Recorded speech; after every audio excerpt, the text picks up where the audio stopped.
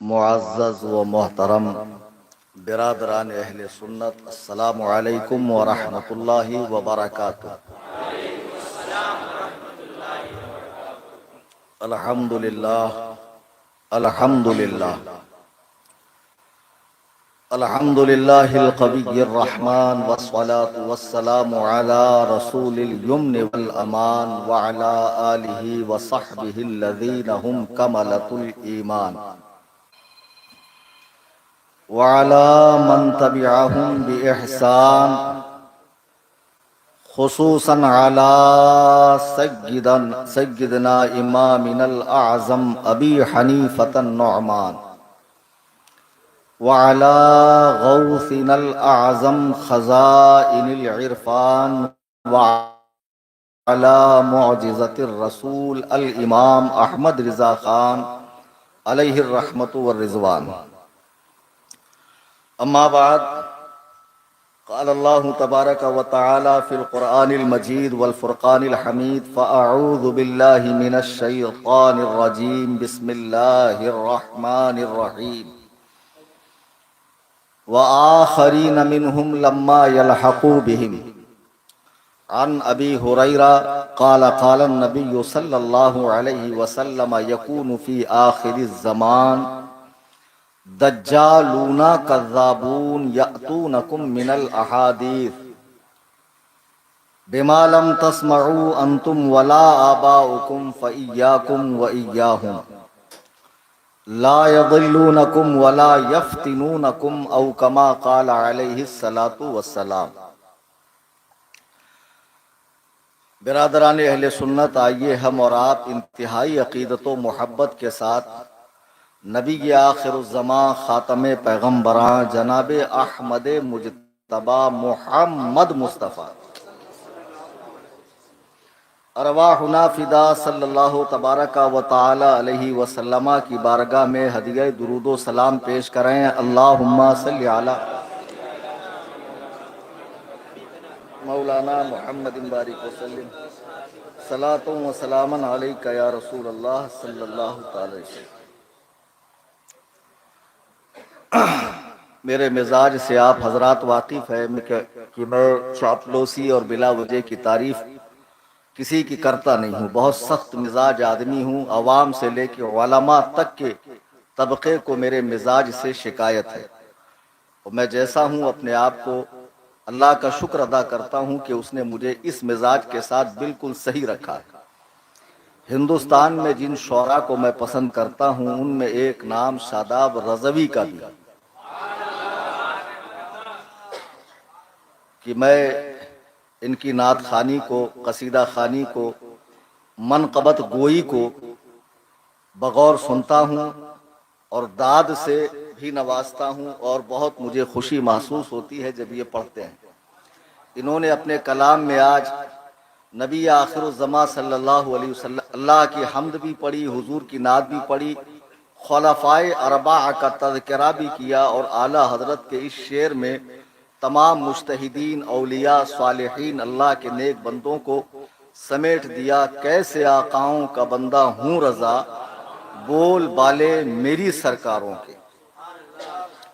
تو ہمارے آقاؤں کی لسٹ تو بہت لمبی چوڑی ہے، 1400 سالوں میں لاکھوں لاکھ اولیاء کرام سب ہمارے سروں کا تاج ہے، سب ہمارے آقا ہیں۔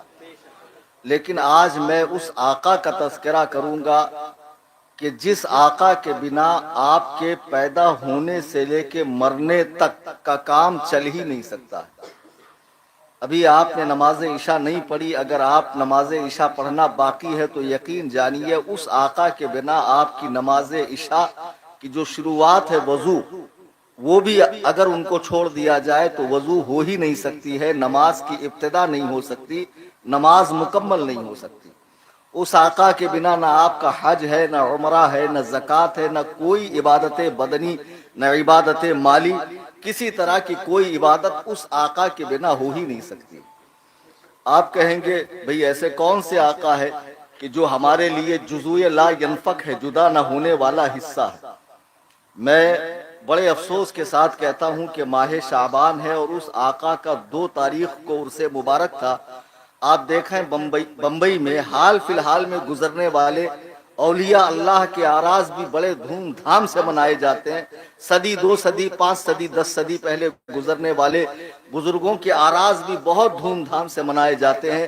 لیکن اسلام کی ایک ایسی مظلوم شخصیت ہے جس کو یکسر فراموش کر دیا گیا اور طبقہ علماء نے فراموش کیا ہے, طبقہ خواص نے فراموش کیا ہے, دین کی سوجھ بوجھ رکھنے والوں نے فراموش کیا ہے.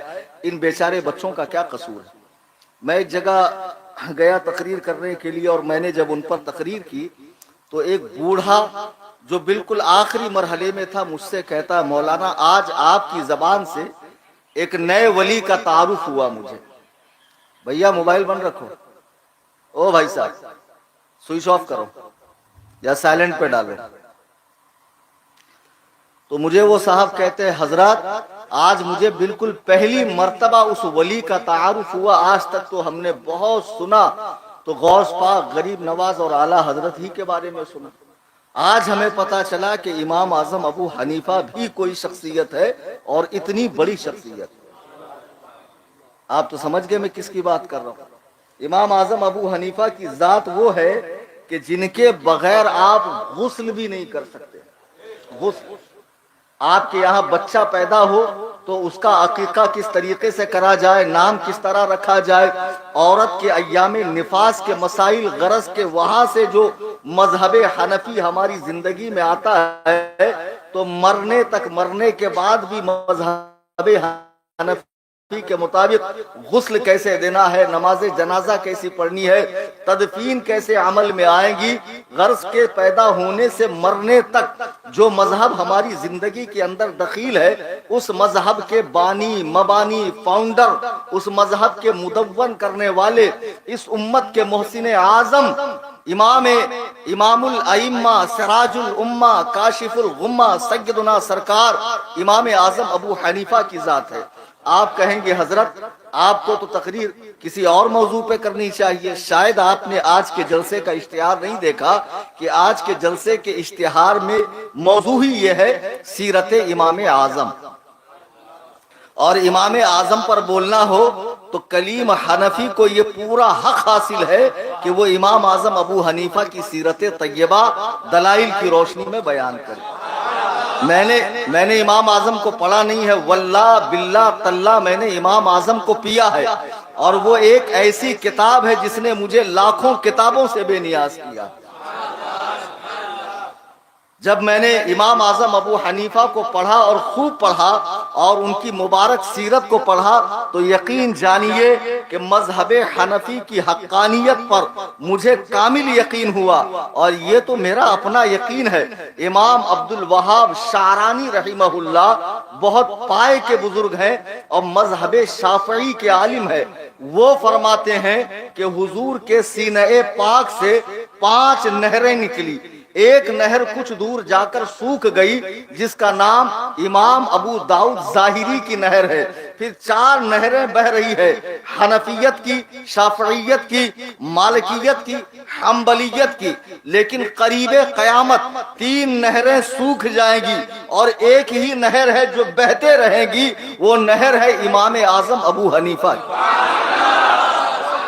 جب حضرت عیسیٰ کون ہے؟ نبی ہے. نبی کسی امتی کی تقلید نہیں کرتا ہے.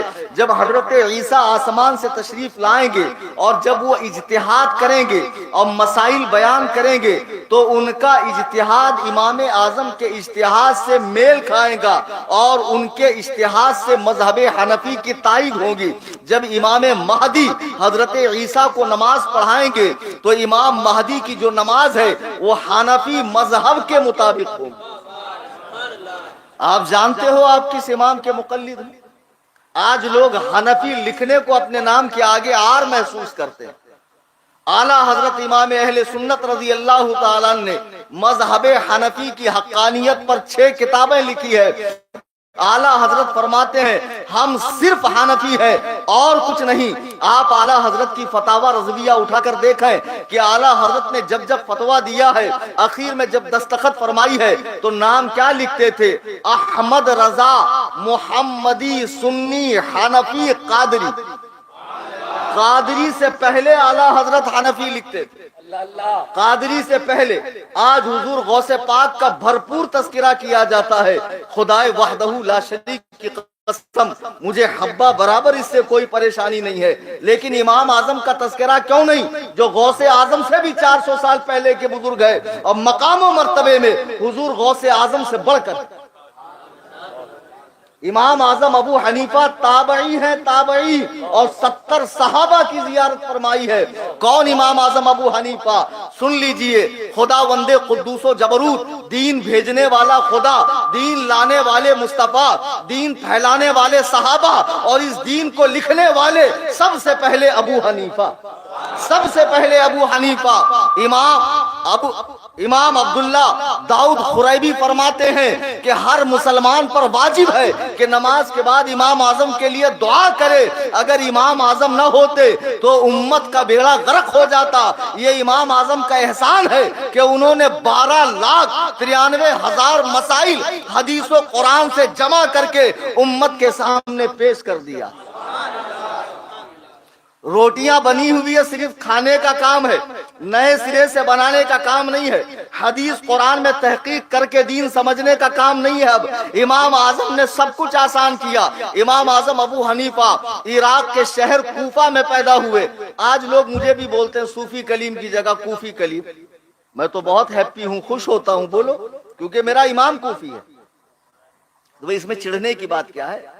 وہ تفضیلی، وہ رافضیوں کا جھٹن کھانے والے جب ان کی ٹھکائی ہوتی ہے تو صوفی کلیم کی جگہ کوفی کلیم کہتے ہیں۔ ابھی تو میرا امام ہی کوفی ہے، اور کوفہ وہ شہر ہے جس میں 1700 صحابہ تشریف لائے، جس کی بنیاد ہجری 17 میں حضرت سعد بن ابی وقاص نے رکھی ہے، اور عبداللہ ابن مسعود جو ایسے صحابی ہے نبی کے، حضور فرماتے ہیں اگر کسی کو قرآن سیکھنا ہو تو عبداللہ ابن مسعود سے سیکھے۔ عبداللہ ابن مسعود مدینے سے کوفہ آتے ہیں، ان کے شاگرد، اچھے سے سن لو، دماغ حاضر ہے، آدھے مناظر تم بھی بن کے اڑ جاؤ، اور میں ویسے بھی مناظرہ سینٹر کھول رہا ہوں بمبئی میں، ٹھکائی سینٹر، آسان لفظوں میں، سب کا مفت دماغی علاج بغیر کسی فیس کے۔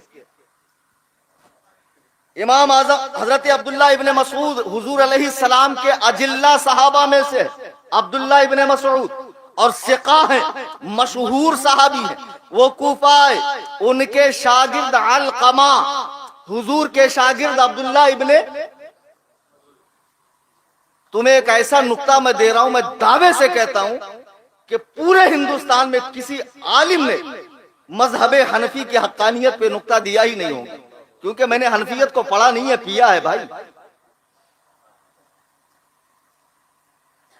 محمد الرسول اللہ کا شاگرد عبداللہ ابن مسعود، عبداللہ ابن مسعود کے شاگرد علقمہ کے شاگرد ابراہیم نخعی کا شاگرد حماد، جس نے کوفہ میں برسوں تک علوم دینیہ کو عام کیا، ان کی درسگاہ میں بیٹھ کر امام اعظم ابو حنیفہ نے اکتساب فیض کیا، اور امام اعظم کے 4000 اساتذہ ہیں، جس کے جتنے زیادہ استاد ہوں گے اس کے پاس اتنا علم ہوگا۔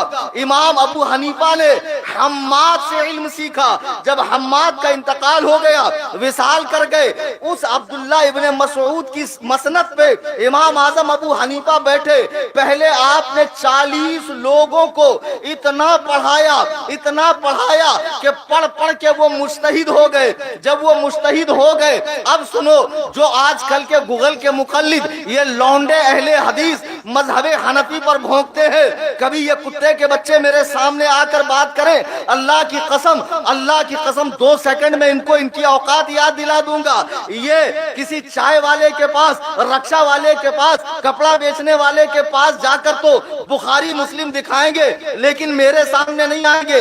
بھوکتے ہیں کہ امام ابو حنیفہ نے حدیث و قرآن کے خلاف قیاس کیا ہے۔ نہیں، ابو حنیفہ نے پہلے 40 لوگوں کو اتنا پڑھا آیا کہ وہ خود مجتہد بن گئے. جب وہ مجتہد بن گئے تب امام اعظم کسی نہ کسی مسئلے کو حدیث و قرآن سے حل کرتے اور ان کے سامنے رکھتے. جب وہ مجلس مشاورت اسے ڈن کر دیتی, ہاں یہ مسئلہ اوکے ہے, تب وہ فقہ حنفی کا مسئلہ بنتا. یاد رکھو مذہب حنفی کا ہر مسئلہ اجتماعی ہے. مذہب حنفی کا ہر مسئلہ مشوروں کے بعد مذہب حنفی قرار دیا گیا ہے.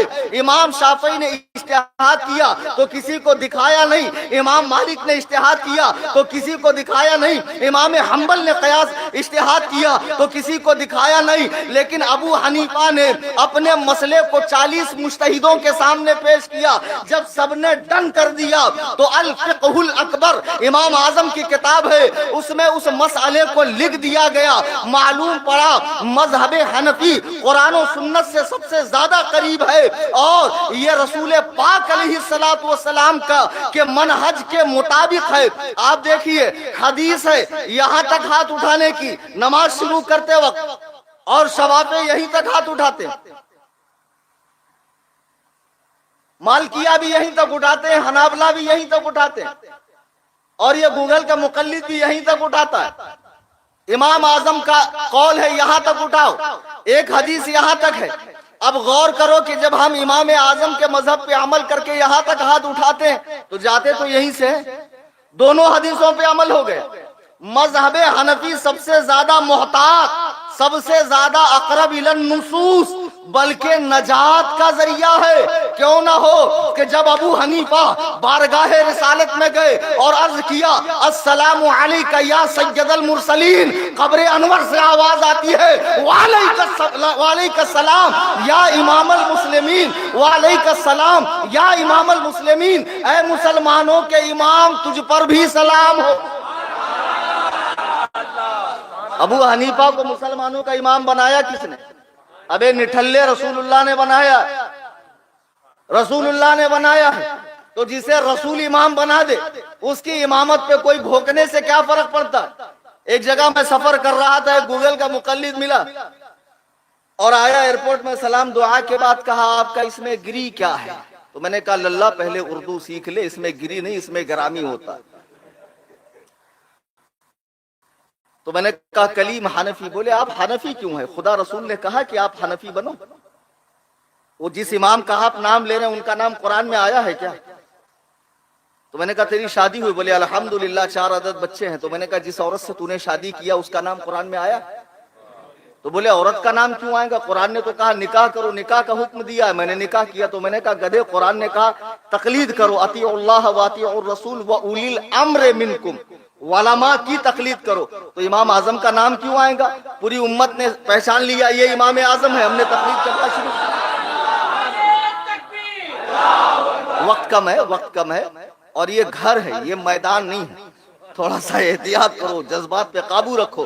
تو بہرحال میں عرض یہ کر رہا تھا کہ محمد الرسول اللہ سے یہ شروع ہوئی, تو پھر محمد الرسول اللہ سے عبداللہ ابن مسعود, عبداللہ ابن مسعود سے علقمہ, علقمہ کے بعد ابراہیم نخعی, ابراہیم نخعی کے بعد حماد, حماد کے بعد ابو حنیفہ, ابو حنیفہ کے شاگرد جنہوں نے کتابیں لکھی امام اعظم سے سن سن کر, کون؟ محمد بن حسن الشیبانی رحمہ اللہ, الشیبانی رحمہ اللہ, امام محمد. تو سنو, فقہ حنفی حقیقت میں فقہ محمدی ہے, جو محمد سے شروع ہو کے محمد پہ ختم ہوتی ہے. آج کہتے ہیں نہیں یہ الگ ہے وہ الگ ہے. بہت پہلے کی بات ہے جب میں سنگل پسلی کا تھا, تو جب میں ایک جگہ نماز پڑھنے گیا تو چند شریر غیر مقلد لڑکے, جوکر نائک کے فالوور, جن کو صرف ضرورت کی چیزیں رٹا دی جاتی, آتا جاتا کچھ نہیں, اندر سے پورے خالی ہے, یہ چائنا کا مال ہے, ان کو چند چیزیں رٹا دی جاتی ہیں. یہ مبالغے کے قطب مینار پر کھڑے ہو کر اعضائے بدن کو حرکت دے کے عین قاف ہا بہت گاڑا نکالتے, اور لوگ سمجھتے بہت قابل ہے. ہمیشہ یاد رکھو سوجا ہوا آدمی صحت مند نہیں ہوتا. آئی سمجھ میں بات؟ تو اب میں نماز پڑھ کے فارغ ہوا تو 2-3 لونڈے میرے پاس آئے, میری ہلکی داڑھی نکلی تھی, بہت پہلے کی بات ہے, لگ بھگ غالباً سن 2000 یا 98 کی بات ہوگی. تو آئے, بولے ماشاءاللہ آپ تو نماز پڑھتے ہیں. تو میں نے کہا نہیں پڑھنا چاہیے. نہیں, بولے بالکل پڑھنا چاہیے. بہت اچھی بات ہے آپ بھری جوانی میں نماز پڑھ رہے ہیں. تو میں نے کہا مجھے آج معلوم پڑا کہ بھری جوانی میں نماز پڑھنا تعجب کی بات ہے. بولے آپ الٹی بات کیوں کر رہے ہیں؟ بات دراصل یہ ہے کہ آپ نے جو نماز پڑھی ماشاء اللہ اچھی بات ہے نماز پڑھی، لیکن یہ نماز نبی والی نماز نہیں ہے، امتی والی نماز ہے. ان کے چوچلے اور ان کے داؤں پیچ کیا ہوتے ہیں انشاءاللہ میں جب خانقاہ حنفیہ کھولوں گا تو قاعدے سے آپ کو سکھاؤں گا. تو میں نے کہا آپ کو غلطی ہوئی ہے، میں امتی ہوں اسی لیے امتی جیسی نماز پڑھ رہا ہوں. آپ مجھے نبی تو نہیں سمجھ رہے ہیں؟ نہیں. بولے آپ سمجھے نہیں، یہ کوفی نماز ہے، مدنی نماز نہیں ہے. میں سمجھ رہا تھا وہ کہنا کیا چاہتا ہے، وہ جانا کہاں تک چاہتا ہے. تو بولے یہ اصل میں کوفہ والی نماز ہے. میں نے کہا اچھا علاقے کی بھی نماز ہوتی ہے؟ تو پھر میں تو بمبئی کا ہوں، مجھے بمبئی والی نماز سکھا دو. بولے مولانا آپ بات سمجھے نہیں، یہ ابو حنیفہ والی نماز ہے، محمد رسول اللہ والی نماز دوسری ہے. تو میں نے کہا وہ کون سی ہے؟ بولے آؤ بخاری کے اندر دیکھو، جب حضور رکوع میں جاتے تو رفع یدین کرتے، رکوع سے اٹھتے تو رفع یدین کرتے، تیسری رکعت کے لیے اٹھتے تو رفع الیدین کرتے. تو میں نے کہا محمد رسول اللہ کی نماز میں صرف رفع یدین. اگر نماز سکھا رہے ہو بخاری مسلم سے تو ہاتھ باندھنے سے سلام پھیرنے تک سکھا دو. میرا دعویٰ نوٹ کر لو، بیان بھی آن لائن چل رہا ہے. جو غیر مقلد مجھے سن رہے ہیں اور شوق سے سنتے ہی سنتے، مجھے تو خاص طور سے سنتے، کہ کوئی غیر مقلد مائی کا لال جو عمل بالحدیث کا دعویٰ کرتا ہے، یعنی حدیث پہ چلنے کا، اگر وہ سیاہ ستہ میں سے ہاتھ باندھنے سے سلام پھیرنے تک نماز دکھا دے تو میں اس کے وزن کے برابر اس کو سعودی ریال دوں گا. تم حدیث پہ چلنے کی بات کرتے ہو، بے وقوف ہو. امام اعظم پہ قربان جائیے کہ جس نے ہمیں آج کہتے امام ابو حنیفہ کو تو 3 ہی حدیث یاد تھی، 3 سے زیادہ حدیث یاد نہیں تھی. تو میں نے کہا اچھا ہوا ابو حنیفہ کو 3 ہی حدیث یاد تھی تو 1300 سال تک تم کو نکلنے نہیں دیا. 14ویں صدی میں انگریز کے دور میں نکلے. اگر ابو حنیفہ کو 4 حدیث یاد ہوتی تو تم تو قیامت تک باہر نہیں آتے. جسے 3 حدیث یاد تھی وہ پوری نماز سکھا گیا. اب مثال کے طور پر یہ عالم صاحب بیٹھے، مولانا عارف یہی ہے؟ اچھا اون صاحب، مولانا اون صاحب اون ہے ابھی یہ فی الحال. اچھا مولانا نور محمد صاحب، ہاں ماشاء اللہ خلیفہ تاج الشریعہ مولانا نور محمد صاحب، اللہ تعالیٰ ان کی عمر میں برکتیں عطا فرمائے. اب آپ نے ہاتھ باندھا، ان غیر مقلدوں سے کہو دیکھو اگر نماز سکھا رہے ہو رسول والی تو پوری سکھانا، آدھی ادھوری 2-4 مسئلے مت سکھانا. ہر فرقہ 2-4 مسئلے لے کر اپنی دکان کھول کر بیٹھتا. فرقوں کے پاس مسئلے ہوتے، مکمل دین نہیں ہوتا. مکمل دین صرف مسلک اعلیٰ حضرت والوں کے پاس، اور فرقوں کے پاس صرف مسئلے ہوتے. تو پہلے یہ بتا کہ اگر میں نے اللہ اکبر اکیلے پڑھ رہا تھا، زور سے میرے منہ سے نکل گئے اللہ اکبر، تو نماز ہوئی کہ نہیں ہوئی؟ یہیں سے شروع کر. غیر مقلد مر جائے گا لیکن کبھی آپ کو نہیں بتائے گا. یہ تو چند مسئلے رفع الیدین، فاتحہ خلف الامام، رفع سبابہ اور 2-4 مسئلوں کے اندر یہ بھی کان کھول کے سن لو کہ رفع یدین کی کوئی حدیث ہے ہی نہیں جس میں رفع یدین کا دوام ثابت ہو. یہ میرا موضوع نہیں ہے. میں عرض یہ کر رہا تھا کہ سیدنا سرکار امام اعظم ابو حنیفہ اس امت کے محسن اعظم، جنہوں نے اس امت کے سامنے سب سے پہلے فقہی مذہب حنفی پیدا کیا، مذہب حنفی بنایا. ایک غیر مقلد سعودیہ چلا گیا تھا بیچارہ پلمبر کام کرنے، لیکن وہاں 2-4 متوے کتوے اتوے لوگوں سے اس کی ملاقات ہو گئی اور اس کو 2-4-10 گاڑی عربی کے 2-4 الفاظ سکھا دیے گئے، 2-4 حدیثیں رٹا دی گئی اور عین قاف ہا کا مخرج بہت کوٹ کے اس کے اندر بھرا گیا. جب وہاں سے لوٹا تو لوٹنے کے وقت میں ایک بہت اچھی مثال دے کے آپ کو سمجھا رہا ہوں. جب یہاں آیا ہندوستان طبیعت ناساز ہو گئی، ڈاکٹر کے پاس گئی یہ محقق صاحب. جب یہ لوگ سعودی جاتے تو پتہ نہیں وہاں کے دال چاول میں کیا خاص بات ہے، پانی میں کیا خاص بات ہے. یہاں سے تو اچھے خاصے سننی جاتے، وہاں جانے کے بعد دماغ پھر جاتا. تو جب یہ سعودیہ ریجیکٹ ہو جاتے ہیں، سعودی ریجیکٹ ہوتے ہیں، تب یہ بہت بڑے محقق علامہ فخامہ اسامہ اوباما پاجامہ اور چھوٹے موٹے مولوی کو تو خاطر میں بھی نہیں لاتے. بخاری مسلم سے نیچے تو بات ہی نہیں کرتے، حالانکہ دلندروں کو بخاری کا پورا نام بھی نہیں معلوم، منحوسوں کو، حرام الطاہروں کو. وہ اتنا بڑا امام بخاری 6 لاکھ حدیث جس کو یاد تھی، انہوں نے 6 لاکھ حدیثیں لکھ کر بھی تقلید کا انکار نہیں کیا. یہ منحوس خالی الماری میں رکھ کے تقلید کا انکار کرتا. तो बहरहाल वो साहब आए, तबीयत नासाज हुई, डॉक्टर के पास गए, डॉक्टर ने उनकी नब्ज देखी, नब्ज देखने के बाद उनको चिट्ठी लिख दी और उसके बाद 500 रुपए लिए।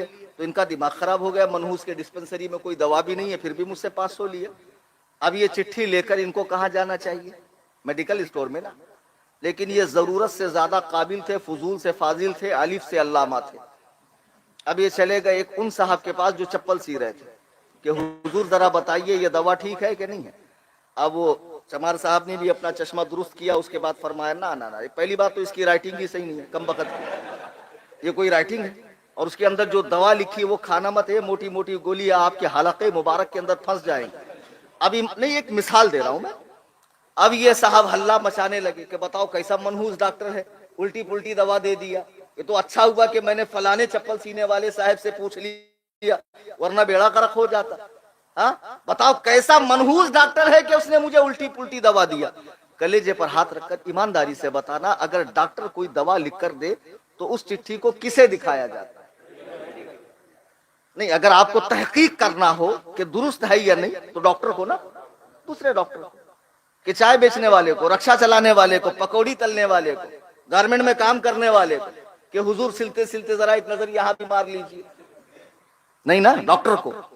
लेकिन ये मरदूद गया कहां? चप्पल सीने वाले के पास।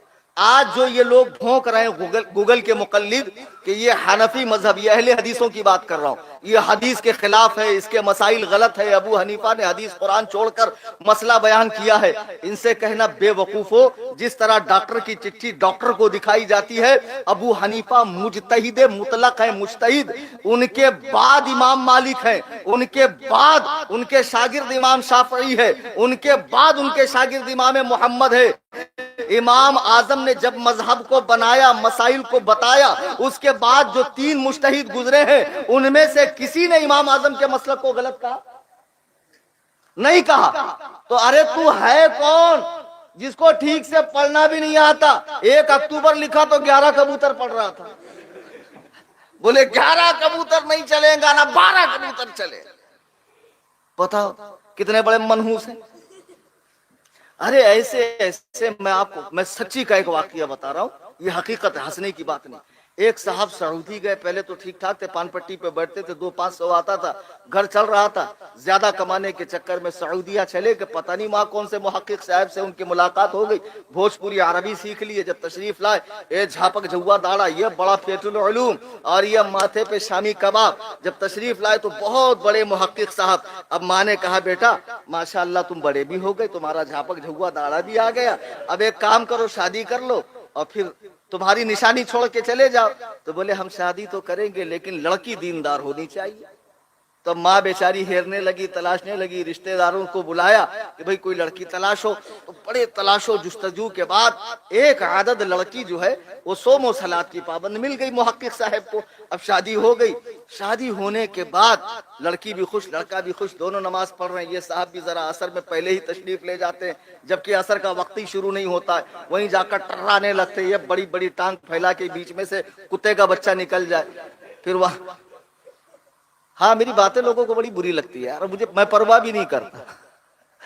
तो बहरहाल जब वो 2-4 दिन के बाद ऐसा हुआ लड़की ने नमाज नहीं पढ़ा, तो मुहक्किक साहब ने देखा कि भाई नमाज नहीं पढ़ी, तो सोचा शायद असर में पढ़ लेंगी। तो असर में भी उन्होंने नमाज नहीं पढ़ी। तो मुहक्किक साहब का पारा जरा चढ़ गया। तो मगरिब के बाद पूछा कि ये सुनो, हमने तुमसे शादी की थी दीनदारी के बुनियाद पर, दीनदारी के बुनियाद पे शादी की थी, अब मैं देख रहा हूँ आपने जोहर नहीं पढ़ी, असर नहीं पढ़ी, मगरिब नहीं पढ़ी, क्या मामला है? तो औरत ने कहा मेरे सरताज, मेरे शोहर, मैं इस हालत में हूं कि मैं नमाज नहीं पढ़ सकती। तो जैसी इसने कहा कि मैं इस हालत में हूं कि मैं नमाज नहीं पढ़ सकती, मुहक्किक साहब की रगे खबासत फड़क गई, मुंह से बात कम जाग ज्यादा निकली। कहा किसी हालत में भी हो नमाज माफ नहीं है, तुमको नमाज पढ़नी पड़ेगी। तो उसने कहा बात दरअसल ऐसी है, आप समझ नहीं रहे, मैं उस हालत में हूं जिसमें नमाज होती नहीं है। बोले नहीं, नमाज हर हालत में होती है। तो उसने थोड़ा खोल कर बताया कि मैं इस वक्त हायजा हूं, मैं नमाज नहीं पढ़ सकती। तो इन्होंने अबू दाऊद की हदीस सुना दी, ला सलात तुक़बलु हाइज़िन इल्ला बिख़िमार, कि हैज वाली की नमाज नहीं होती जब तक दुपट्टा ना ओढ़े। तो दुपट्टा ओढ़ ले तेरी नमाज हो जाएगी। अरे उसने कहा मैं दुपट्टा क्या पूरी कंबल ओढ़ूंगी तब भी मेरी नमाज नहीं होगी। تو اس نے کہا اچھا لگتا ہے تم نے کسی حنفی مولانا سے دین سیکھا ہے تبھی تم کہہ رہی ہو نماز نہیں ہوگی، حالانکہ نماز ہوتی ہے، حدیث کے اندر ہے۔ یہ میں تمہیں واقعہ کیوں سنا رہا ہوں معلوم ہے؟ خود سے حدیث و قرآن پڑھنے کے نتیجے کیا ہیں۔ اب وہ عورت بڑی پریشان ہوئی تو اس نے کہا جاؤ مائکے جاؤ، جب پوری مکمل محمدی بننا تب آنا۔ اب یہ عورت آئی، اب اس کو بھی ڈر لگنے لگا، وہ تو عربی میں حدیث بولا، ہو سکتا حدیث ایسی ہو، میں نے ہی شاید غلط مسئلہ سنا ہو۔ تو یہ عورتوں کے ساتھ بیٹھی، ہمجولیوں کے ساتھ، کہا یہ بتاؤ جی اس حالت میں نماز پڑھا جاتا ہے؟ عورتوں نے کہا کم بخت تمہاری اتنی بڑی ہو گئی تم گھوڑی، تم کو نہیں پتا اس حالت میں نماز نہیں پڑھنا چاہیے؟ کہا رہے مجھے تو پتا ہے، لیکن وہ سعودیہ سے جو حضرت تشریف لائے ہیں وہ بڑکے محقق صاحب، تو وہ تو حدیث سناتے ہیں ڈائریکٹ، لا تقبل صلاۃ حائض الا بخمار۔ تو اب عورتوں نے کہا دیکھو ہم تو روٹی بیلنا جانتی ہے، جھاڑو پوچھا جانتی ہے، اب حدیث قرآن تو مفتی کلیم جانتے ہیں، تو انہی کے پاس چلنا پڑے گا نا۔ تو چلو ایسا کرو مفتی کلیم حنفی کے پاس چلیں گے، کیونکہ اس بیماری کا ایک ہی علاج ہے بمبئی کی سرزمین پر۔ تو عورتوں نے جو ہے خط لکھ کر ہم سے بھیجا کہ حضرت ہماری ایک ہمجولی ہے، اس کا شوہر اس حالت میں نماز پڑھنے کے لیے کہتا ہے۔ تو میں سمجھ گیا، میں نے کہا ٹھیک ہے کام کرو، تم اپنے سسرال پہنچو اور کسی دن ہماری دعوت کرو، میں آتا ہوں، پھر اس کے بعد تمہارے شوہر صاحب کو انشاءاللہ ایک ہی جلاب میں ساری گندگی نکال دیں گے، ایک ہی گولی میں ساری جو ہے ان کی جلاب نکال دیں گے، سب صاف ہو جائیں گے۔ اب جب میں وہاں پہنچا، وہ لڑکی بھی پہنچی، اب میں وہاں بیٹھا تو وہ محقق صاحب وہیں سے دور سے تشریف لا رہے تھے اپنے وجود نامسعود کے ساتھ۔ تو جب قریب آئے تو بولے مولانا کس غرض سے آپ تشریف لائے ہیں؟ تو میں نے کہا سوچا آپ سے کچھ جو ہے صرف ہم کلامی ہو جائے۔ بولے جو بات کیجئے گا اولہما کتاب اللہ، اللہ کی کتاب سے، پھر اس کے بعد محمد رسول اللہ کی 6 کتابوں سے۔ بتاؤ حضور جاتے جاتے 6 کتاب تو دے کر گئے تھے امت کو، یہ 6 کتابوں سے مسئلے سیکھنا، صحابہ یہی 6 کتاب دے کر گئے تھے خبیثوں۔ تو میں نے کہا رہے آپ اتنا تلملا کیوں رہے، پہلے بیٹھیے تو اطمینان سے سکون کا سانس لیجئے۔ بیٹھ گئے، بیٹھنے کے بعد بولے بتائیے کیا بات ہے؟ تو میں نے کہا آپ کے نزدیک عورت و مرد کی نماز میں کوئی فرق ہے یا نہیں؟ بولے کوئی فرق نہیں ہے، رسول اللہ فرماتے ہیں صلو کما رأیتمونی اصلی، نماز ایسی پڑھو جیسی مجھے پڑھتا دیکھتے ہو۔ تو نبی کا یہ فرمان عورتوں اور مردوں دونوں کے لیے ہے، یہ تو آپ لوگوں نے فرق کیا ہے۔ میں نے کہا اچھا مطلب کوئی فرق نہیں، پکا؟ بولے کوئی فرق نہیں۔ تو میں نے کہا اچھا یہ بتاؤ اگر کسی مرد کے بال لمبے ہوں اور وہ جوڑا باندھ لے تو نماز ہوگی؟ بولے نہیں ہوگی، ترمذی کی حدیث ہے، حضور فرماتے ہیں کہ ہرگز کوئی لمبے بال والا جوڑا نہ باندھے ورنہ نماز نہیں ہوگی۔ میں نے کہا عورت کی ہوگی؟ بولے ہو جائے گی۔ میں نے کہا ابھی تو آپ کہہ رہے تو کوئی فرق نہیں۔ بولے ایک فرق ہے، ایک ہے۔ تو میں نے کہا اچھا یہ بتاؤ کہ کوئی مرد اگر ننگے سر نماز پڑھے، تو پڑھتے نا لوگ ننگے سر نماز، یہ تو جان بوجھ کے ٹوپی نکالتے، اتنے بڑے منحوس ہے، ان کو ہر چیز بوجھا لگتی ہے، یہ پکے گدھے ہیں۔ یہ ہم کو بولتے ہیں مقلد مانے جانور، تقلید مانے پٹا، مقلد مانے جانور، لیکن ان سے بڑا کوئی جانور نہیں۔ آپ دیکھو گدھا بالکل سیدھا کھڑے رہیں گا، لیکن جیسے ہی 50 کلو کی بوری ڈالو اس کی ٹانگ ایسے چر جائیں گے۔ یہ غیر مقلد بازار میں ایک دم سیدھا چلتا ہے، لیکن جیسی نماز کا بوجھا اس پہ آتا ٹانگ چر جاتی ہے۔ گدھے کے پیٹ پہ آپ کتنا بھی بوجھا رکھو اس کو فرق نہیں پڑے گا، لیکن اس کے سر پہ ایک چھٹاک بھر کا رومال رکھو ایسے جھٹک دے گا۔ غیر مقلد کے سر پہ ٹوپی رکھو فوراً جھٹک دے گا، اتنا بڑا کم بخت ہے، ٹوپی نہیں پہنے گا۔ تو میں نے کہا اچھا یہ بتاؤ کہ مرد اگر بغیر ٹوپی کی نماز پڑھے؟ بولے ہو جائے گی نماز۔ اور میں نے کہا عورت پڑھے گی؟ تو بولے بالکل نہیں ہوگی۔ میں نے کہا ابھی تو 2 فرق ہو؟ بولے ہاں 2 فرق ہے۔ تو میں نے کہا عورت امام بن سکتی؟ بولے نہیں۔ تو میں نے کہا مرد؟ بولے بالکل بن سکتا۔ تو میں نے کہا ابھی تو تم کہہ رہے تو کوئی فرق نہیں۔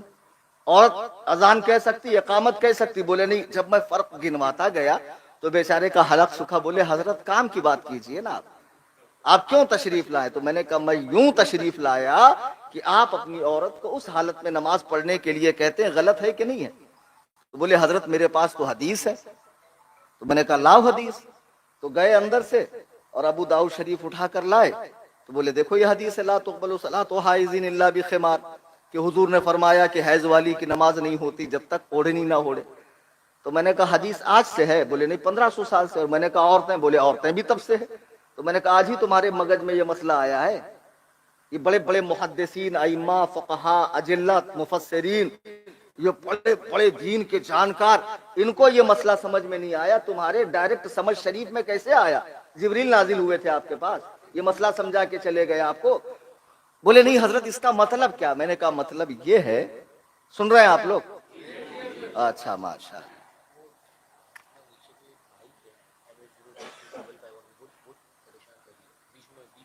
अरे भाई किसकी बाइक है? MS02 6551, ये बाइक हटा दो।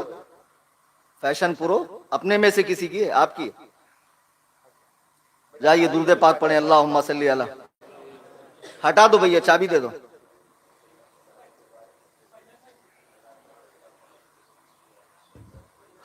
तो मैंने उनसे कहा ये हदीस आज से है कि नबी के जमाने से? बोले हदीस तो हजरत पहले से है, औरतें भी पहले से है, लेकिन मसला समझ में नहीं आ रहा। तो मैंने कहा यूं कहो ना समझ में नहीं आ रहा, तो आपकी समझदानी को थोड़ा वसी कीजिए, अभी उसमें मैं दुखूल करता हूं और मैं आपको समझाता हूं कि देखो बात दरअसल ऐसी है कि अल्लाह के हबीब के फरमाने का मतलब ये है कि छोटी बच्ची अगर नमाज बगैर ओढ़नी के पढ़े तो चल जाएगा, छोटा लड़का बगैर टोपी के पढ़े चल जाएगा, उस पर नमाज फर्ज नहीं ना। अच्छा बच्ची कब बालिग होती है? जब उसे हाइज आना शुरू हो जाए, है ना?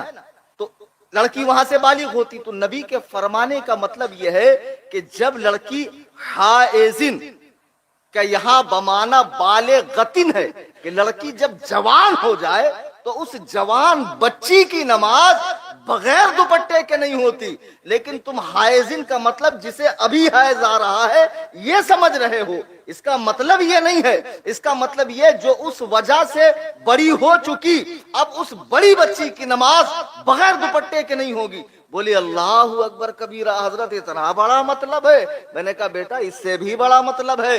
ये तो आप सऊदी जाकर अपने दिमाग पे ताला मार के वहीं कहीं चाबी फेंक कर आए, इसलिए आपके समझ शरीफ में बात नहीं आ रही थी। अब आई कि नहीं आई? बोले बहुत अच्छे से आई समझ में बात? लल्लू पंजू लोग कुरान हदीस पढ़ेंगे? ये वो पाकिस्तान के अंदर 10 बाई 10 के कमरे में बैठा वो मनहूस आजम आलम इस्लाम, वो मिर्जा इंजीनियर, वो अच्छा कुरान भी गलत पढ़ता है। खुदा की कसम, अल्लाह वहदहू ला शरीक के इज्जत व जलाल की कसम, उसके अर्शो कुर्सी की कसम, मैं खा कर कहता हूं कि मिर्जा डॉक्टर जाकिर नाइक, नजीसुल पादरी और इन जैसे आलमी शोहरत याफ्ता जो मुबल्लिगीन है, जो वीडियो की करामात से मशहूर हो गए। अरे दलिंदरो, इसीलिए कहता हूं वीडियो मत बनाओ, जान फंस जाती है, फिर छूटोगे भी नहीं। हम कितना बोल के निकल जाते, कुछ नहीं होता।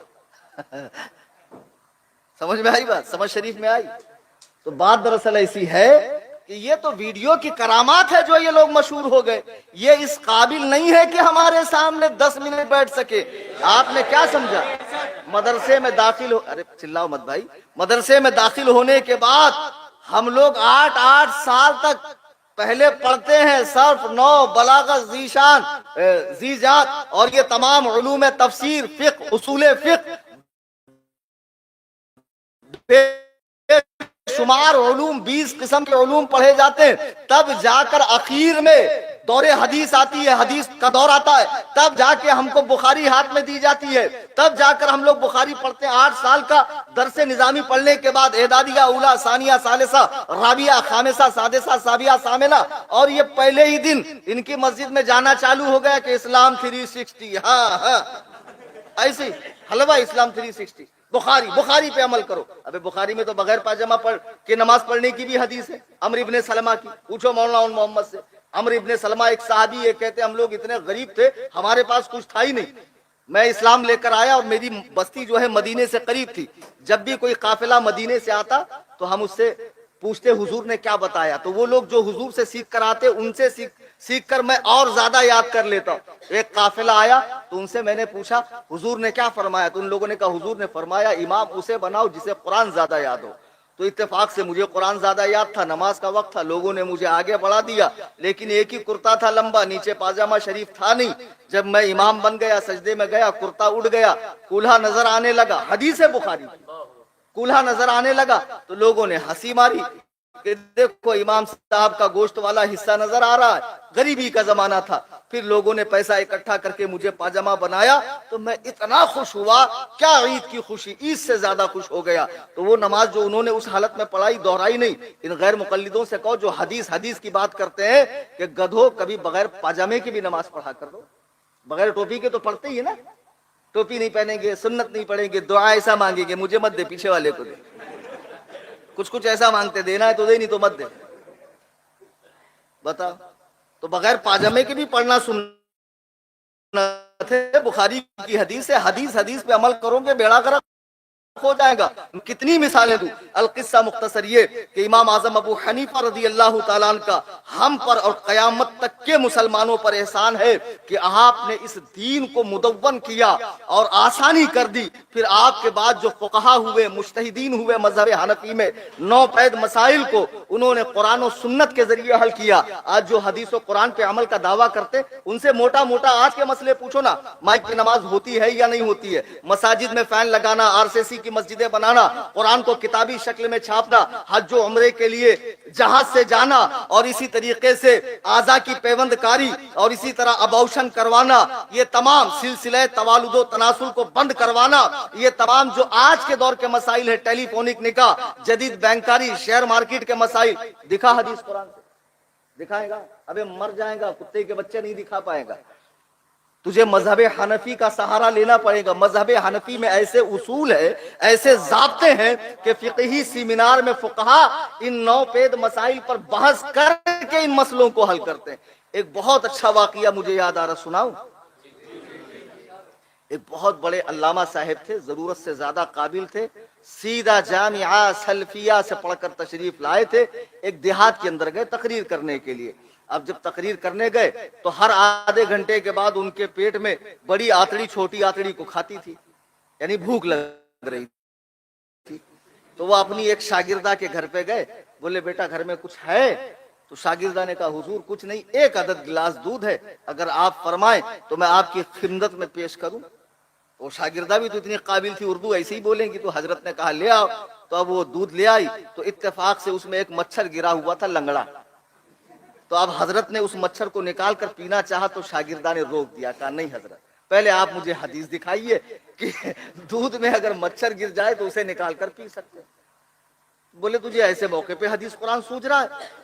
یہاں میرا جو ہے پیٹ العلوم عمر و عیار کی زنبیر بنا ہوا ہے زنبیل، اور چاہ رہا ہے کہ جلد سے جلد دخول ہو جائے، تو حدیث قرآن کی بات کرے۔ کہا نہیں حضور، آپ تو ہر موقع پہ کہتے ہیں کہ جو بھی کام کرنا رسول اللہ کے طریقے پر کرنا، اور دین میں ہر بات ثابت ہے، تو یہ بھی آپ کو دکھانا پڑے گا کہ دودھ میں اگر مچھر گر جائے تو اسے نکال کر پی سکتے۔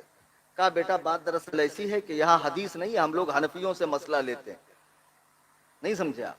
حدیث میں صرف اور صرف یہ ہے کہ کھانے میں اگر مکھی گرے تو اسے ڈبا کر نکالو، کیونکہ جب وہ گرتی ہے تو بیماری والا پر ڈالتی ہے، شفا والا پر نہیں ڈالتی ہے، تو پورا ڈبا کر نکالو تاکہ اس کی بیماری کو، اس کے شفا والا پر اس کی بیماری کے اثر کو ختم کرے۔ حدیث میں تو صرف مکھی کے بارے میں۔ اب یہ مچھر، جگنو، پسو، یہ لائٹ کے کیڑے اگر گرے تو کیا کیا جائے؟ قربان جائیے امام اعظم پر کہ انہوں نے صرف اس حدیث سے تمام مسئلوں کو حل فرمایا کہ اصل میں مکھی کے گرنے سے کھانا خراب کیوں نہیں ہوتا، کہ اس کی رگوں میں جو خون ہے وہ گردش نہیں کرتا ہے، ایسا ہی خون مچھر کی رگوں میں بھی ہے، ایسا ہی خون جگنو اور یہ لائٹ کے کیڑوں اور کھیت کے اندر پائے جانے والے چھوٹے چھوٹے کیڑوں میں بھی ہے۔ تو آپ نے مکھی پر قیاس کرتے ہوئے تمام مسئلے کو حل فرمایا۔ اب حدیث تو مچھر کے بارے میں صراحت کے ساتھ تھی نہیں، لیکن محقق صاحب نے یہاں پر دودھ پینے کے چکر پہ مذہب حنفی پہ عمل کر لیا۔ اسی لیے ہم کہتے ہیں کہ امام اعظم ابو حنیفہ پر قربان جائیے کہ امام شافعی فرماتے ہیں انبیاء اور صحابہ کے بعد کسی ماں نے ابو حنیفہ سے بڑا عقل مند نہیں پیدا کیا۔ کتنا بڑا عقل مند معلوم ہے؟ کتنا بڑا عقل مند؟ عرب میں کوفہ میں ایک عورت کو 2 بچے پیدا ہوئے، ایک مردہ ایک زندہ۔ اب کیا کیا جائے؟ مردے کے ساتھ زندے کو دفنایا جائے یا کاٹ کے الگ کیا جائے؟ کاٹا جائے گا تو مردے کو تکلیف دینا حرام ہے حدیث پاک میں۔ تمام علماء کے پاس وہ عورت گئی مسئلہ لے کے، کسی کے پاس حل نہیں۔ فقیہ اعظم عراق، امام المحدثین، سراج الائمہ، سلطان المحدثین سرکار امام اعظم ابو حنیفہ کی بارگاہ میں مسئلہ آیا تو آپ فرماتے ہیں کام کرو کہ ذرا سی مٹی کھود کے وہاں مردے بچے کو دفن کر دو اور زندہ کو اوپر رکھو، ماں جا کر روزانہ اسے دودھ پلاتی رہے زندے کو، تو مٹی میں یہ تاثیر ہے کہ وہ مردے کو گلا دیتی ہے، زندہ اپنے آپ اس سے جدا ہو جائے گا، زندہ اپنے آپ اس سے جدا ہوگا۔ آپ کیا سمجھتے ہیں امام اعظم ابو حنیفہ کو؟ امام آپ کے بارگاہ میں ایک حجام آتا تھا، وہ حجام کیا کرتا تھا؟ جب آپ کے بال تراشتا تھا تو آپ نے فرمایا سفید بال اکھاڑو، تو اس نے کہا نہیں حضور، سفید بال اکھاڑنے سے زیادہ بال پیدا ہوتے ہیں سفید، تو آپ نے فرمایا ایک کام کر کالے اکھاڑ، پھر کالے زیادہ پیدا ہوں گے۔ جو اپنے قیاس سے، اپنی حاضر جوابی سے، اپنے علم کلام سے اچھوں کو لاجواب کر دے، اسے امام اعظم کہتے ہیں۔ جس نے 55 حج ادا فرمائے، 45 سال تک عشاء کے وضو سے فجر کی نماز پڑھی، جو مسلسل روزے رکھتا، گھر سے کھانا لے کر آتے، گھر والوں کو لگتا کہ شاید دکان پہ کھاتے ہوں گے، کپڑوں کے بہت بڑے تاجر تھے، لیکن امام محمد، امام ابو یوسف، امام ظفر وغیرہ کو کھلا دیتے، دن بھر روزہ رکھتے۔ جب آپ کا وصال ہوا تو پڑوس کا یہودی بچہ کہتا اے میرے باپ، کہتا بیٹا وہ درخت نہیں تھا، مسلمانوں کا امام تھا جو رات بھر اپنے رب کے حضور کھڑے رہ کر گریا وہ زاری کرتا تھا، اپنے رب کو مناتا تھا۔ اللہ اکبر کبیرہ۔ جو ایسا عابد ہو، ایسا زاہد ہو، ایسا متقی ہو کہ بوقت وفات آپ اپنے بیٹے سے کہتے ہیں بیٹا، آپ کے بیٹے کا نام بھی حماد ہے اور ایک ہی بیٹا ہے، بیٹی ہونے کی روایت درست نہیں ہے، آپ فرماتے ہیں بیٹا یہ 5 کروڑ روپے ہے جو لوگوں نے میرے پاس رکھے ہیں، میرے جانے کے بعد اسے جن جن کی امانت ہو انہیں دے دینا۔ ذرا غور کرو، آج کا یہ گوگل کا مقلد، اسے اگر 5000 روپے دیے جائیں تو وصول کرنے کے لیے 4 آدمی لے جانے پڑتے ہیں۔ اس دور میں 5 کروڑ کی امانت لوگ جن کے پاس رکھتے تھے، جو لوگوں کی دنیاوی امانتوں میں گھپلا نہیں کرتا تھا، وہ دین میں گھپلا کرے گا؟ ہرگز نہیں۔ اللہ اکبر کبیرہ۔ یہ تو امام باقر سے بھی آپ کی جب بات ہوئی، امام باقر سے روضہ رسول کے سامنے آپ کھڑے ہو گئے اور آپ کی پیشانی کو بوسہ دیا، فرمایا ابو حنیفہ تو اور تیری فقہ دونوں لاجواب ہے۔ ان کے بیٹے امام جعفر جب آپ ان کی بارگاہ میں آ کر گئے، کسی نے پوچھا کہ آپ انہیں جانتے ہیں؟ امام جعفر فرماتے ہیں افسوس تیری قسمت پر کہ تو عراق کے سب سے بڑے عالم ابو حنیفہ کو نہیں جانتا۔ ان کے بیٹے امام موسیٰ کاظم رحمت اللہ علیہ جب امام اعظم خانہ کعبہ کا طواف کر رہے ہیں، امام موسیٰ کاظم آگے بڑھتے ہیں، مصافحہ کرتے ہیں، خیریت پوچھتے ہیں۔ ابو حنیفہ نے پوچھا آپ نے مجھے کیسے پہچانا؟ امام موسیٰ کاظم فرماتے ہیں میں نے آپ کے چہرے کے نور سے پہچانا۔ آپ کی نشانی قرآن میں ہے تراہم رکعا سجدا، کہ وہ اللہ کے بندے اللہ کے لیے رکوع کرتے ہیں، سجدہ کرتے ہیں۔ میں نے آپ کے چہرے کے نور سے پہچانا کہ عراق کے سب سے بڑے عالم نعمان ابن ثابت آپ ہیں۔ وہ امام اعظم ابو حنیفہ۔ اللہ اکبر کبیرہ۔ امام اعظم کے ذہانت کے، امانت داری کے، دیانت داری کے، سیانت داری کے، صوم و صلات کے، تقوی کے، تجارت میں صداقت کے، اور آپ کے تفقہ فی الدین کے، دین میں غامض دلائل کے، حدیث و قرآن سے نتائج نکالنے کے اگر میں واقعہ سناؤں، یہ ایک رات نہیں ہزاروں راتیں ناکافی۔ افسوس کہ شعبان کا مہینہ گزرتا ہے لیکن کسی سنی تنظیم کی جانب سے امام اعظم کے نام سے جلسہ نہیں ہوتا ہے، امام اعظم کے نام سے مدرسے نہیں ہے، امام اعظم کے نام سے تحریکیں نہیں ہے۔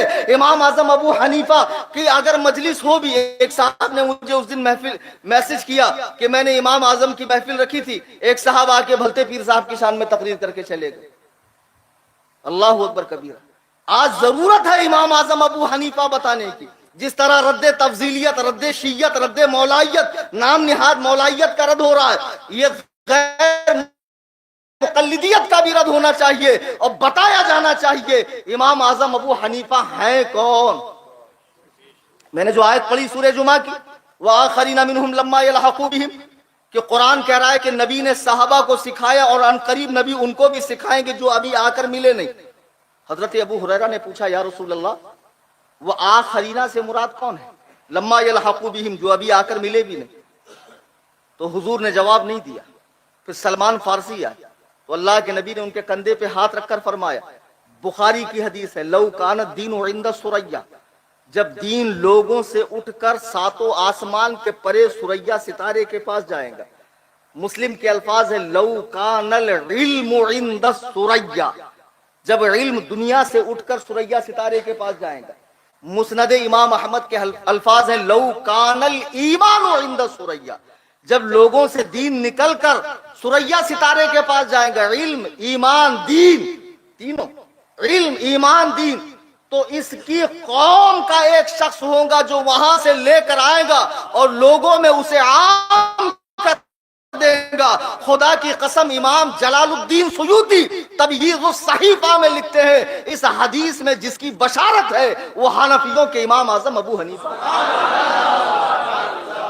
ہر دور میں امام اعظم پہ کام شوافی نے کیا، احناف نے کچھ نہیں کیا، حالانکہ حنفی آج بھی دنیا میں 80% ہے۔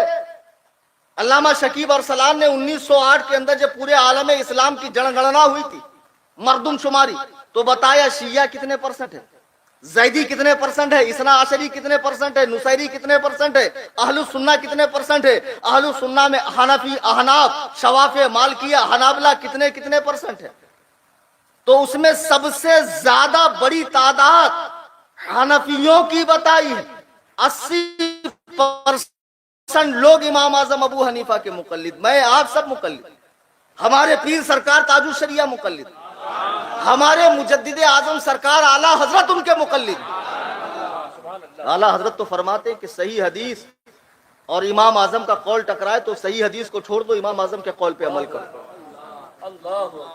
اس لیے کہ تمہیں نہیں معلوم، تمہارے سامنے تو ایک صحیح حدیث ہے نا، امام نے اس سے بھی زیادہ صحیح حدیث سے مسئلہ بیان کیا، اس سے بھی زیادہ۔ اس کی تفصیل میں پھر کسی موقع پہ بتاؤں گا، اگر کسی کے ذہن میں وسوسہ ہو تو مجھے بذریعہ فون سوال پوچھ سکتا ہے۔ خواجہ اعظم جن کو سلطان الہند کہا جاتا ہے، وہ امام اعظم کے غلاموں میں اور مقلدوں میں۔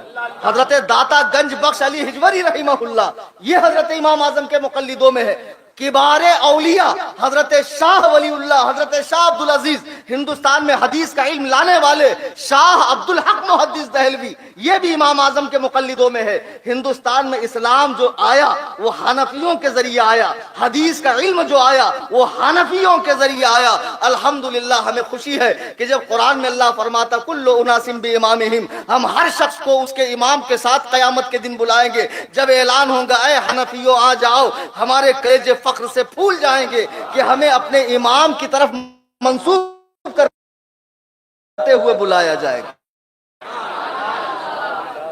ذکر کرو امام اعظم کا، محفلیں رکھا کرو امام اعظم۔ یہ سید عیسیٰ جن کا مکان ہے، یہ میرا شاگرد خاص ہے، اس نے جو حنفی مشن بنایا ہے، الحمدللہ جب سے میرے رابطے میں ہے، امام اعظم کا ذکر خیر کرنا چاہیے، ہر سنی کو، ہر عالم کو کرنا چاہیے۔ ارے وہ عالم کیسا جو بغیر فقہ حنفی پڑھے عالم بن جائے، بغیر فقہ حنفی پڑھے کوئی عالم بن ہی نہیں سکتا ہے، فقہ حنفی پڑھنے کے بعد ہی عالم بنے گا۔ تو امام اعظم کا احسان یہ ہے، ہماری نماز ہو، روزہ ہو، حج ہو، زکوٰۃ ہو، نکاح ہو، طلاق ہو، بیع ہو، شفا ہو، عدت کے مسائل ہو، حج و زیارت کے مسائل ہو، ہر مسئلے میں فقہ حنفی سے مدد لینی پڑے گی۔ کیا ہے فقہ حنفی؟ یہ قانون شریعت، بہار شریعت، فتاوی رضویہ، وقایہ، ہدایہ، اور یہ بڑی بڑی کتاب عالمگیری، در مختار وغیرہ وغیرہ، یہ سب مذہب حنفی کی کتابیں ہیں۔ میرے بزرگوں، دوستوں، آج کی یہ محفل پاک سرکار امام اعظم ابو حنیفہ کی طرف منسوب کر کے تھی۔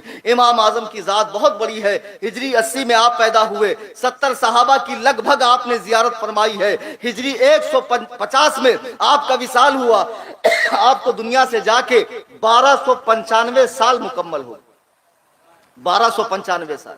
اور انشاءاللہ ہم یہ عزم کرتے ہیں کہ سال آئندہ سے جب 2 شعبان المعظم آئیں گی، ہم ضرور اپنے امام کا یوم منائیں گے، اور ماہ شعبان میں امام اعظم ابو حنیفہ کی یاد منائیں گے۔ اللہ تعالیٰ امام اعظم کی مرقت کو پر نور فرمائے، بقع نور بنائے، کہ جنہوں نے ہمارے لیے دین میں آسانی فرمائی ہے۔ انشاءاللہ زندگی نے وفا کی، پھر کبھی آپ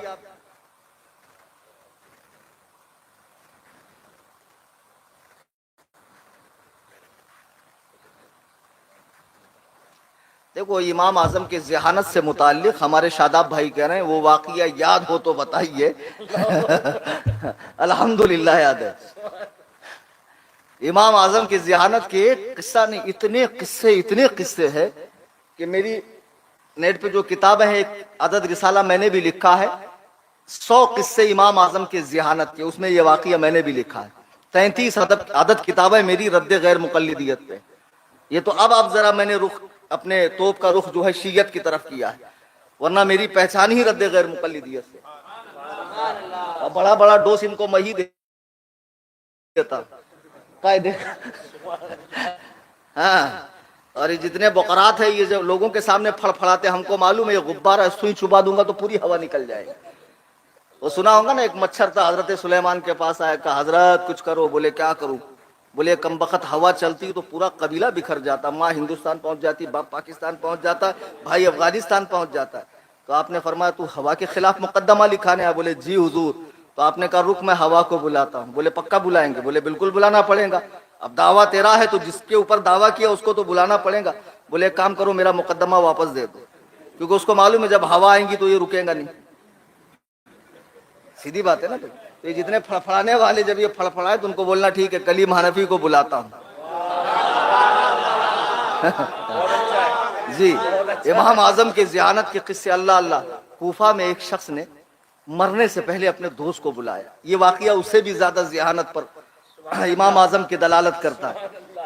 कहा देख मेरे बच्चे छोटे छोटे हैं, एक काम कर, मेरे पास कुछ माल है, ये मैं तुझे दे रहा हूँ, जब बच्चे बड़े हो जाए मैं तो नहीं रहूंगा, तो जो तेरा जी चाहे इन बच्चों को दे देना। माल तो बहुत ज्यादा था। अब ये बेचारा मर गया, मरने के बाद बच्चे छोटे छोटे थे, एक अरसे के बाद बच्चे जवान हुए। तो बच्चे गए, कहा चाचा जान अब्बा ने जो माल आपको दिया था वो बहुत था, जो हमारी जिंदगी गुजारने के लिए काफी है, काम करो वापस दे दो। बोले ठीक है। कितने बच्चे? 2 बच्चे। ए लो 5-5 रुपए। तो बच्चों ने कहा चाचा ये क्या बात हुई, अब्बा ने तो बहुत माल दिया था। नहीं, बोले तुम्हारे अब्बा की वसीयत है, जो तेरा जी चाहे वो देना, तो मेरा जी चाह रहा है कि मैं तुम्हें 5-5 रुपए दूं। तो बच्चों ने तो बड़े परेशान हो गए, इमाम औज़ाई के पास गए, बहुत बड़े इमाम है, इमाम इब्ने सीरीन, जिनको 500 सहाबा की जिन्होंने जियारत की, इमाम इब्ने सीरीन रहिमहुल्लाह। वो भी मसला हल नहीं कर रहे, बोले सही है, तकसीम सही है। इमाम सुफियान बिन उयैना रहिमहुल्लाह बहुत बड़े मुहद्दिस हैं, और रफ़ा दैन की हदीस का, ये फातिहा खल्फल इमाम की हदीस का ये इनकार करते हैं। बहुत बड़े मुहद्दिस है, सिक़ा है, और गैर मुक़ल्लिद इनका बहुत नाम लेते। उन्होंने भी कहा इंसाफ सही है। सुफियान सौरी रहिमहुल्लाह बड़े बड़े मुहद्दिसीन, किबारे उलमा और फुक़हा के बारगाह में जब बच्चे गए, कहीं से इंसाफ नहीं मिला, तो किसी ने कहा एक काम करो, थोड़ा अबू हनीफा की भी बारगाह में चले जाओ। तो बच्चों ने कहा जब इतने बड़े बड़ों से मसला हल नहीं हो रहा, हसन बसरी बसरा के अंदर जो हजरत अली के सहाबी और जिन पर खुद इमाम आजम एतमाद करते, हमने कई जरियों से वहां तक मसला पहुंचाया, तो सब कह रहे हैं इंसाफ बराबर है, तो वो क्या करेंगे? तो उन्होंने कहा एक मर्तबा जाओ, तो अब डूबते को तिनके का सहारा, बा दिले ना खास्ता। ये दोनों बच्चे असर के बाद इमाम आजम की फिक़ही मजलिस लगती थी, तो इमाम आजम के पास मसला है, तो इमाम साहब ने अपने 40 फुक़हा और मुज्तहिदीन शागिर्दों के सामने रखा। तो सब ने कहा हजरत उसका देना सही है, उसने जो तकसीम किया वो सही है, 5-5 रुपए जो दिए हैं, 5-5 दिनार, वो बिल्कुल सही है। तो कहा हुजूर आप क्या फरमाते? इमाम आजम अल्लाह अल्लाह अल्लाह अल्लाह फरमाया खलीफा के पास मसला लेकर जाओ, और मुझे वहां कल बुलाओ। अब खलीफा की बारगाह में मसला गया, अब्बासी खलीफा, इमाम आजम ने उमवी और अब्बासी दोनों दौर पाए, और दोनों बादशाहों ने इमाम आजम पे जुल्म किया। क्यों मालूम है? आलम इस्लाम का जज बन जाओ। इमाम आजम ने ओहदा कबूल नहीं किया। कुत्ते के बच्चे गैर मुकल्लिद कहते हैं कि हुकूमत के जरिए मजहब हनफी फैला है। अगर इमाम आजम चाहते तो काजी उल कुजात बन जाते। ये दौर अलग है, वो दौर अलग था। आप ओहदों से दूर भागते थे, आपको उस बिना पे जेल में डाला गया, जहर दिया गया। खैर आप जब वहां गए, खलीफा की बारगाह में तमाम बड़े बड़े उलमा बैठे थे, उस शख्स को लाया गया, बच्चों को लाया गया, कहा वसीयतनामा पढ़ के सुनाओ, ओरिजिनल वसीयतनामा। उसने कहा मैं मर रहा हूँ मेरे दोस्त, मेरे ये 2 अदद बच्चे हैं, और ये मेरा जो भी मालो दौलत है, सोना चांदी अशरफिया वगैरह, ये रख ले, और जब ये बड़े हो जाए तो जो तेरा जी चाहे उनको दे देना। تو اس نے کہا میرا جی چاہتا ہے کہ میں ان کو 5-5 روپے دوں، اور یہ بالکل صحیح انصاف ہے۔ بادشاہ نے بھی کہا ٹھیک، قاضی نے بھی کہا ٹھیک، سب نے کہا ٹھیک۔ پھر سب نے کہا ابو حنیفہ آپ کیا کہتے ہیں؟ تو آپ نے فرمایا اچھا ٹوٹل مال کتنا ہے؟ تو پورا مال لایا گیا۔ تو کہا تو نے اس میں سے کتنا دیا؟ بولے یہ 5 روپے اور یہ پورا ٹوٹل مال ہے۔ تو آپ نے فرمایا ایک کام کر، وہ جو 10 روپے ہے نا، 5-5 روپے، وہ تو رکھ، یہ پورا مال ان کو دے۔ تو بولے ایسا کیسے؟ یہ تو انصاف غلط ہے۔ سارے علماء، عراق کے تمام فقہا، حتیٰ کہ بصرہ اور کوفہ کے بڑے بڑے محدثین اور فقہا نے کہا میرا انصاف صحیح ہے۔ آپ نے فرمایا نہیں، وصیت میں کیا لکھا ہے؟ جو تیرا جی چاہے۔ تو تیرے جی نے کیا چاہا؟ یہ اتنا سارا مال، تو جو تیرا جی چاہتا وہ ان کو دے، جو تیرا جی چاہتا وہ ان کو دے۔ تو ان کو جو دے رہا وہ تیرا جی تھوڑی چاہ رہا، تیرا جی تو اتنا سارا چاہ رہا۔ اللہ اکبر، ارے باپ زندہ باد،